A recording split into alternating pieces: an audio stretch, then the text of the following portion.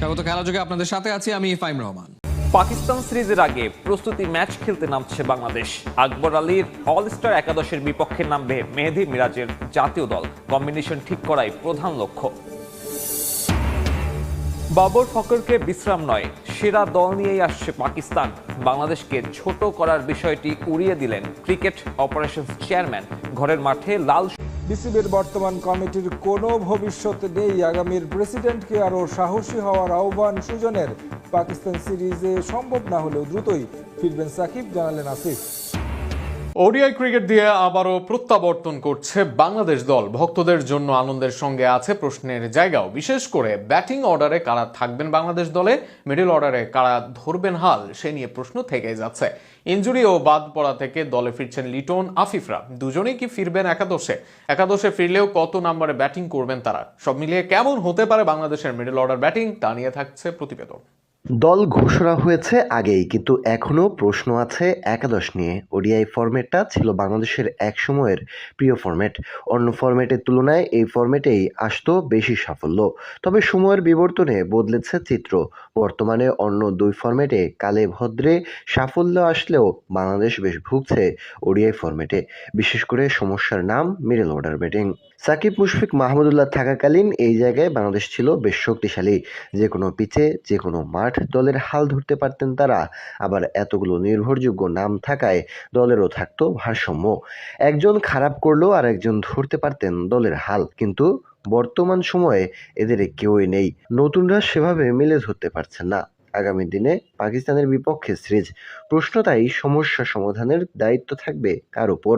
দুই ওপেনারের সাথে নাম্বার 3-এ আসবেন নাজমুল হোসেন শান্ত। মিডল অর্ডারে নাম্বার 4-এ আসার সবচেয়ে বেশি সম্ভাবনা তাওহিদ হৃদয়ের সাম্প্রতিক ওডিআই পরিসংখ্যান বেশ ভালো। এর বাইরে স্পিনটাও অন্যদের চেয়ে ভালো খেলেন হৃদয়। ইনিংস বড় করতে পারেন, তাই মুশফিকের রোলটাই দেওয়া হতে পারে তাকে। এর আগে মেহেদী হাসান মিরাজকে পাঠানো হয়েছিল ব্যাটিং অর্ডারের উপরে। সেখানে যদিও রান করেছেন মিরাজ, প্রশ্ন উঠেছিল তার অ্যাপ্রোচ নিয়ে, বিশেষ করে সিচুয়েশন অনুযায়ী না খেলা এবং ম্যাচকে এগিয়ে নিয়ে যেতে না পারার অভিযোগ ওঠে বড় আকারে। এই পজিশনের জন্য আছে দলে ফেরা লিটন কুমার দাস এবং আফিফ হোসেন ধ্রুব। একাদশে ফিরলেও ওপেনিংয়ে না, মিডল অর্ডারে যে ফিরবেন লিটন তাতে সন্দেহ নেই, কেননা স্পিনটা ভালো খেলেন তিনি। এর সাথে ইনিংসটা করতে পারেন লম্বা। আফিফকেও নেওয়া হয়েছে একই কাজের জন্য।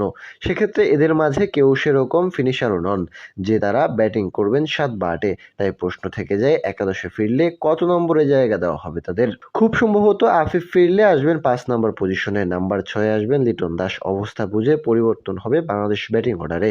অধিনায়ক মেহেদী হাসান মিরাজ আসবেন নাম্বার 7-এ, এক স্পিনার সহ 3 পেসার খেলবেন বাকি 3 পজিশনে। তবে এমনটা অনুমান করা গেলেও নিশ্চয়তা দেওয়া যাচ্ছে না কিছুরই।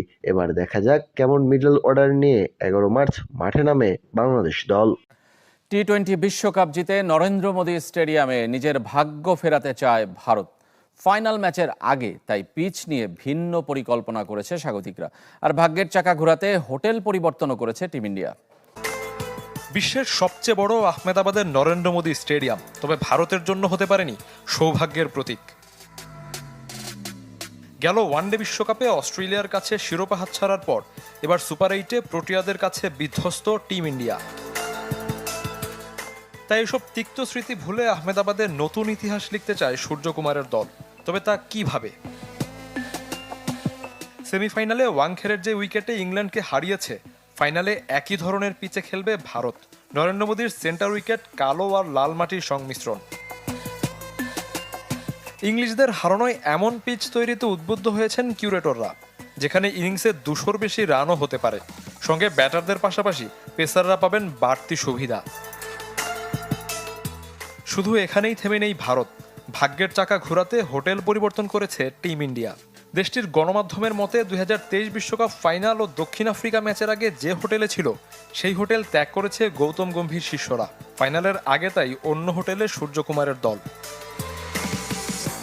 সেমিফাইনালের আগেও এমন অদ্ভুতরে সিদ্ধান্ত নিয়ে সমালোচিত হয় স্বাগতিকরা।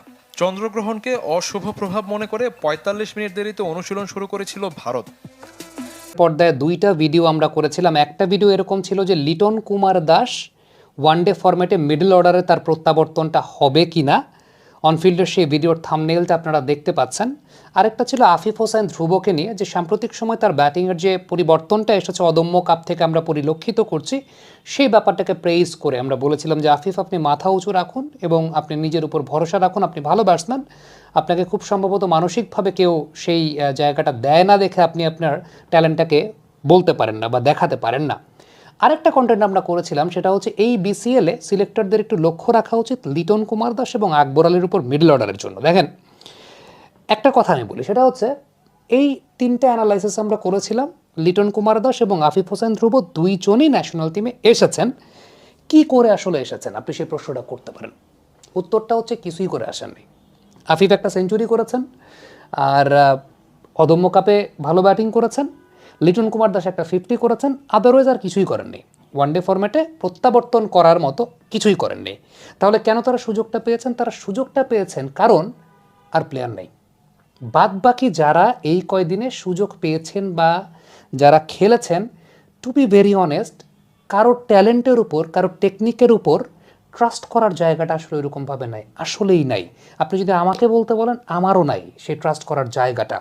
এবং আমরা ওই অ্যানালাইসিস দুইটা কেন করেছিলাম, লিটন দাস এবং আফিফ হোসেন ধ্রুব, বিকজ তাদের টেকনিকের উপর ট্রাস্ট করে, আর কিছুই না।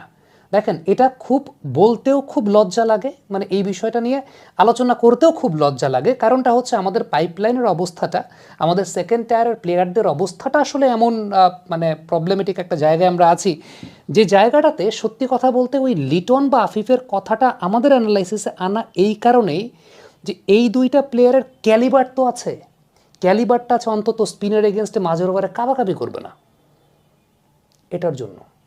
আদারওয়াইজ আর কোনো কারণ কিন্তু আসলে নাই। আপনি যদি আমাকে মানে ফেয়ারলি বলতে বলেন, আর কোনো কারণই আমার নাই। এবং এটা কি আসলে মানদণ্ড হতে পারে, বা এটাই কি মানদণ্ড হওয়া উচিত? না, এটা মানদণ্ড হওয়া উচিত না, বা এটা মানদণ্ড হতে পারে না।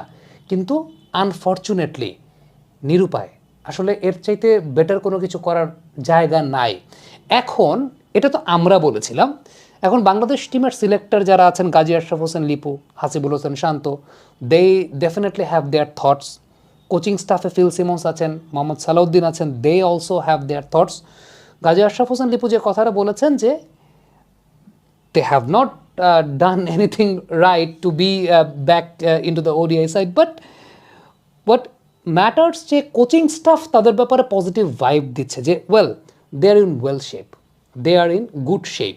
লিটনের টেকনিক্যাল যে ফ্লসগুলো ছিল, সেই ফ্লসগুলো নিয়ে যখন কাজ করা হয়েছে, কোচেস আর স্যাটিসফাইড যে ওকে, we can bring him back in the ODI side, and this time not as an opener,